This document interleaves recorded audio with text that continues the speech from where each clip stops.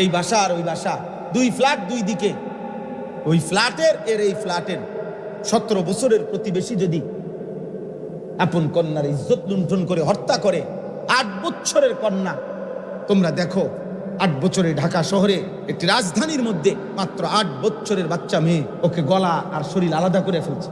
কি নৃশংস যৌন চাহিদা, লজ্জাস্থানের চাহিদা, কি অসভ্যতা, কি পরিমাণ বেড়েছে।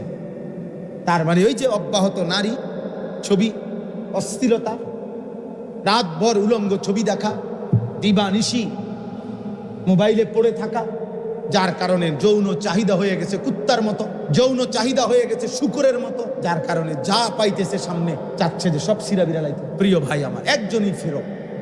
আমার মাটিতে আজ 8 বছরের কন্যা নিরাপদ না, আমার জাতির ভবিষ্যৎ কি হবে? আমাদের মেয়েরা, বাচ্চা মেয়েরা কেমনে বড় হবে?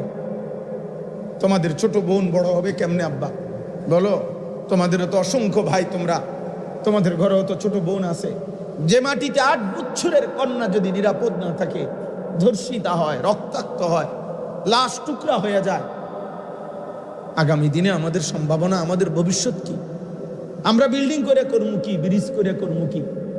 বলে এই জন্য আজ সময়ের দাবি, বেটা ছেলেরা, মুসলমানের নওজোয়ান, তোমরা দাবি করা উচিত আজকে। এটা সরকারি দল বিরোধী দলের বিষয় না।